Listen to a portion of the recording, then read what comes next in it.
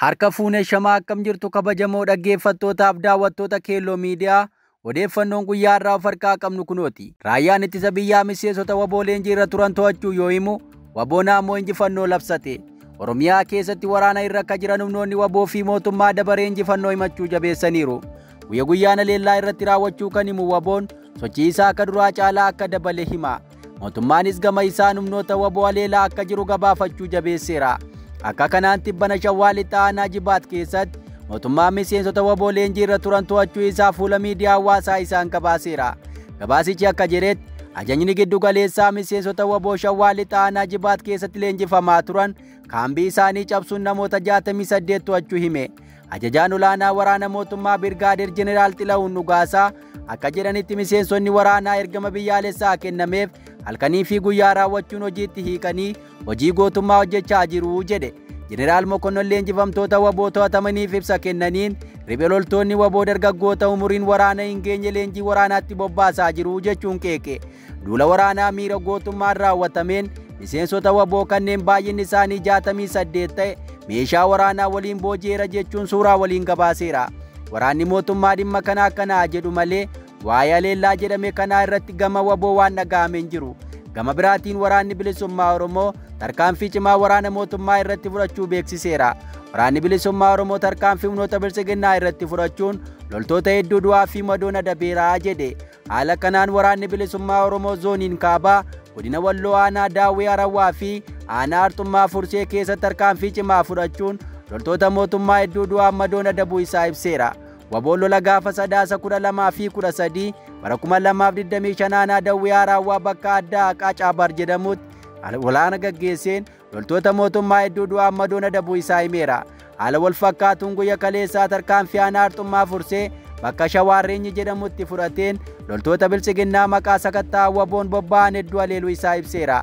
Oduu wal qabateen waraanni bilisummaa Oromoo zooniin lixaa godina Wallagga Lixaa Aanaa Boojjii Coqorsaa ganda Sibu'ee Bichaatti tarkaanfii waraana mootummaa irratti fudhateen sadaasa 12 bara 2025 loltoota mootummaa 6 battalatti ajjeesuun kanneen 12 ta'an ammoo madeesseera jedha.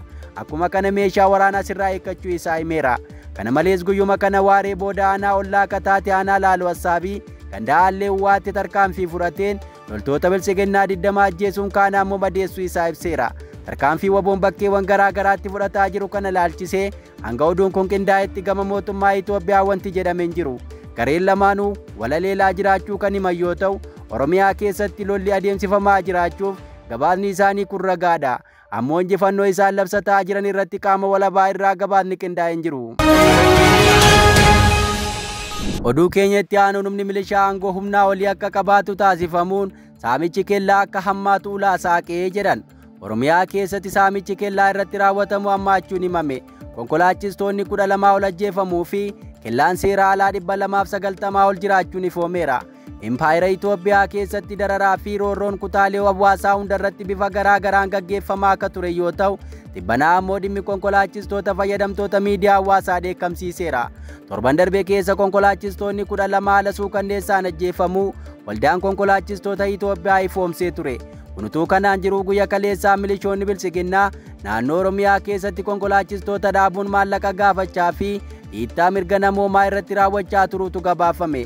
Paarlaamaa biyyattii irratti kellaawwan seeraan alaa 290 ijaaramanii akka jiran kan himame ture yoo ta'u, saamichi konkolaachistoota irratti raawwatamus qaama kanaa akka ta'etu ifoome.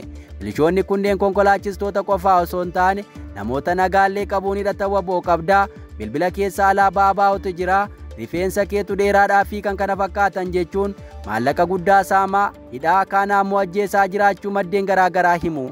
Xiinxaltoonni siyaasaa ammoo gochoonni akkasii kun ibsituu sirna abbaa irree bututee ta'uu eeruun bilisiginnaan sadarkaa biyya bulchuu miti, caasaa nageenyaa isaallee hoogganuu fi to'achuu dadhabeeraa jedhan.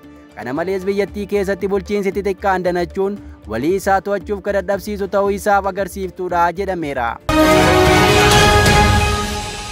Oduu keenya itti aanuu shakkamtuu yakka waliin na'uu qarshii 700 namoota harkaa fudhattee to'atamte. Magaala Finfinneetti waajjirri poolisii aanaa yakkaa nama dhuunfaa biyya alaattiin isin erga jechuun namoota lamarraa maallaqa fudhattee to'achuu beeksise. Shakkamtuun kun maqaan ishee Eleenii Balaayika jedhamtu yoo taatu, aanaa yakkaa 9 gamoo keesseem jedhamu keessatti namoota biyya alaatti ergaa jirra jechuun waajjira sobaa banattee namoota gowwomsaa turte jedhan. Poolisiin magaalaa Finfinnee fuula miidiyaa dhuunfaa isaan akka beeksisetti shakkamtuun kun namoota miidhaman keessaa tokko gara Israa'el biyya Israa'elitti si erga jechuun gowwomsite. Kanaanis miidhamtuu dhuunfaa kan harkaa qarshii 200,000 fi 50,000 fudhachuun dabalataan qarshii 200,000 ammoo ammas akka galchitu gaafattee jedha. Ofii isheefaa ammoo adeemsi biyya Israa'elitti si erguun siin xumura jechuun viizaa siin hojjechiisa jechuudhaan akka gowwomsite himame. Nama dabalataa tokkos biyya Niwuziilaandii siin erga jechuun jalqaba biyya Arabaa deemta jechuun maallaqa 300,000 fi 20,000 irraa fudhachuun namni kun bakka buuteen isaa dhabamee jedha. Namni kun dhabamuu isaatiin karifatte miidhamtuun dabalataa dhimmicha kutaa poolisii aanaa yakkaatti kagabaaste yoo ta'u, poolisiin odeeffannoo kana erga argateen booda nama waliin dhoofte jedhame kana to'annaa jala oolchuun qorannoo barbaachisaa ta'e gaggeessuun galmee abbaa alangaaf erguun himannaa ishee irratti banuu isaa poolisiin beeksiseera. Kanarraa ka'uun poolisiin magaalaa Finfinnee namoota biyya alaa deemuu barbaadan qaama ayyama seeraa qabu dubbisuu akka qaban dhaamsa dabarseera. Oduu keenya itti aanuun walitti bu'iinsa Tigraay keessatti uumameen bu'uuraaleen misoomaa doolaara biliyoona 5 ta'an manca'uu gabaafame. Akka gabaasni Komishinii Qorannoo Daguuggaa Sanyii Tigraay qorate ifoomsetti waraana naannicha keessatti deemaa tureen bu'uuraalee misoomaa naannoo Tigraay barbadaa'uu gabaasichi ibse. Waraana battala lolaa fi dahannoota garaa garaatti gaggeeffameen bu'uuraaleen misoomaa murteessoon kanneen akka sarara annisaa, bishaan, bilbila, daandii fi dameeleen biroo guutummaatti barbadaa'uu kan ibse gabaasni kun. Kanaanis qabeenyi doolaara biliyoona 5 manca'uu isaa ifoomseera. Akka gabaasa kanaatti bu'uuraaleen misoomaa naannoo Tigraay keessatti walitti bu'iinsa qofaan osoo hin taane sirnaan kan irratti xiyyeeffatame ta'uu ragaan argame ni ibsa. Akkaataan miidhaa itti yaadameen tattaaffiin bu'uura dinagdee fi hawaasummaa naannichaa diiguuf godhame kan wal simu ta'uu gabaasichi ibseera. Akka gabaasni kun ibsutti haleellaan damee annisaa warshaa humna elektiriikii Haayidiroo Kaageezii fi humnooti daddabarsaa annisaa dabalatee dhaabbilee ijoo irratti raawwatamuu ibseera. Kanaanis buufanni xiqqaan warshaa kanaa tajaajilu haleellaa xiyyaara waraanaa fi dirooniin irratti raawwatamuu kaaseera. Naannoo sanatti waraana dhaabuu fi haalli nagaa ta'us jeequmsi kun dhiibbaa dhokatee kan fide yoo ta'u, kanaanis hospitaalonni, warshaaleen bishaan qulqulleessanii fi sararoonni biroo tajaajilaan ala ta'aniiru jedhe. Haleellaa kanaan bu'uuraaleen misoomaa akka teleekoomii fi dhaabbileen miidiyaa garmalee manca'uu ibsuun guyyaa waraanni kun jalqabeetti naannichatti tajaajilli teleekoomii fi intarneetii guutummaatti adda cituun akkasumas meeshaaleen quunnamtii biyya keessaa hatattamaan diigamuun gara Finfinneetti akka geeffaman ibseera. Kanaafis akka dhaabbanni CITG'n ibsetti quunnamtiin dhorkamuun uummanni Tigraay quunnamtii akka hin arganne taasisuun dhugaan uummata Tigraay ija addunyaa jalaa akka dhokatu taasiseera jedha.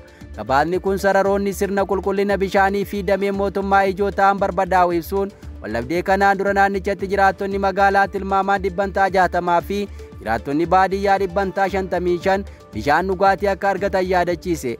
Waraanaan booda ammoo tajaajilli bishaan baadiyyaatti 28 fi giddugala magaalaa keessatti ammoo gara 25 qofatti gadi bu'uu ifoomse. Akkasumas pirojektoonni qulqullinaaf dhiyeessii bishaanii Kiisaad yeroo raayyaa ittisa Eertiraan naannicha seenan guutummaan guutuutti barbadaa'eera jedha. Ijaarsa kaampii kun akka buufata waraanaatti deebi'ee kan tajaajile yoo ta'u, meeshaaleen ijaarsaa hundi saamamuu fi barbadaa'uu gabaasni kun balballoomseera. Akka gabaasni kun eeretti haleellaa kanaan daandiiwwan geejibaa fi misoomni magaalattii manca'uu kaasuun Tigraay keessatti toorri daandii waggoota 12 darbaniif ijaaramaa ture bara 1991tti kiiloomeetira 906 qofaa ture. Bara 2020tti gara kiiloomeetira 6,400 ol guddachuu yaadachiiseera. Garuu yeroo waraanni naannicha keessatti raawwatamu miidhaa guddaa akka irra ga'e ibsee akkasumas magaalaa seena qabeettii Aksuumitti kan argamu buufanni xiyyaaraa Aksuum qarshii miliyoona 526.8 ol kan itti ijaarame manca'uu isaa tajaajilli kun ibseera. Akka gabaasa CITG'n ibsutti naannichatti dameelee hunduu miidhaa sadarkaa olaanaa irra ga'u ibsuun dhaabbileen hedduun suphaa ariifataa ala waan ta'aniif bu'uura irra deebi'anii ijaaruun barbaachisaa akka ta'e hubachiise. Badii raawwatameen wal qabatee qaamni itti gaafatamummaa fudhachuu qabu yoo ibsu gabaasichi bu'uuraaleen uummata Tigraay humnoota Eertiraa fi Itoophiyaa itti gaafatamummaa jalqabaa akka fudhatan yoo ta'u, itti dabaluudhaan bu'uuraaleen uummataaf iddoo guddaa qaban humnoota Itoophiyaa, Amaaraa fi Eertiraatu miidhaalee akka saamuu fi barbadeessuu irra qaqqabsiisee jechuun himate. Gabaasni kun yeroo gabaabduu keessatti qaamoleen hojii raawwachiiftuun dhimma kana irratti tarkaanfii hatattamaa fi qindoomina qabu akka fudhatamu gaafatee jira. Haaromsa bu'uuraalee misoomaa, nageenya iddoowwan murteessoo ta'an, karoora hunda hammate kan hawaasa naannoo hirmaachisuu fi to'annoo iftoomina qabuun qabeenya deebisanii ijaaruu akka qaban gaafateera. Komishinichi kanaan duras dameewwan irratti badiisaa ilaalchisee ibsa baasee tureen onkoloolessa 29 bara 2025 komishinichi gabaasa damee isa jalqabaa akka baase yoo ta'u badiisa damee hawaasummaa Tigraay irratti raawwatame gara doolaara biliyoona 11tti dhiyaatu harka caalu humnoonni Eertiraa akka uuman ifoomseera. Torbee darbe komishiniin qorannoo duguuggaa sanyii Tigraay CITG'n gabaasa baaseen sababa waraana sadaasa bara 2020 Tigraay keessatti taasifameen qabeenyi uumamaa barbadaa'anii fi dhabaman waliigalaan doolaara Ameerikaa biliyoona 46 olitti akka tilmaamaman eereera. Madaalliin komishiniin kun taasise godinaalee 6 fi aanaalee madaalliin mijatoo ta'an hunda akka hammatu hubachiiseera. Balaa qabeenya uumamaa irra ga'ee jedhame kanaaf raayyaa ittisa Itoophiyaa, raayyaa ittisa Eertiraa fi humna naannoo Amaaraa komachuun qaamoleen biroollee harka keessaa akka qaban gabaasicheereera. Oduu keenya itti aanu naannoo Beenishaangul Gumuz keessatti mootummaan kaambii waraanaa haaraa ijaarsisuutu dhaga'ame. Mootummaan Itoophiyaa humna Sudaan keessatti lola gaggeessaa jiru ka duguuggaa sanyiin himatamu Rapid Support Force waliin hariiroo guddaa qabaachuu isaa akka hin oolle gabaafame. Akka kanaan naannoo Beenishaangul Gumuz keessatti loltoonni Rapid Support Force humna mootummaa waliin leenjiitti akka jiran gabaasaaleen miidiyaa hawaasaa irra naanna'an mirkaneessaniiru. Dirree leenjii haaraa naannoo Beenishaangul Gumuz keessatti baname kun reef hojii kan eegalu ta'uu kan himame yoo ta'u kaambii haaraa kana kan hoogganu Jeneraal Geetaachoo Guddinaa ta'uu isaa ibsameera. Kaambii haaraan mootummaan Itoophiyaa ijaare kun nama 10,000 simatee leenjisuu ka danda'u naannoo Beenishaangul Gumuz aanaa Mangee naannoo laga Daabbus irratti ijaaramuu dhaga'ame. Baasiin ijaarsa kaambii waraanaa kun Arab Emireetiin kan deeggarame ta'uu isaa gabaasichi ibseera. Kaambii leenjii waraanaa kana kan hoogganu Jeneraal Geetaachoo Guddinaa yoo ta'u leenjifamtoonni 10,000 kun ammoo ka dhufan dargaggoota Sudaan ka loltoota Rapid Support Force'itti dabalamuu barbaadan akka ta'e illee himameera. Kun ammoo kan agarsiisu bulchiinsi PP Sudaaniinis loluuf akka karoora qabu akkasumas michummaa Rapid Support Force ifatti kan mirkaneessudha jedhameera. Egaa dhaggeeffattoota Keelloo Miidiyaa odeeffannoon guyyaa irraa of harkaa qabnu kanan gammaa dhaggeeffattan ture qophii hafe waliin turtii gaarii.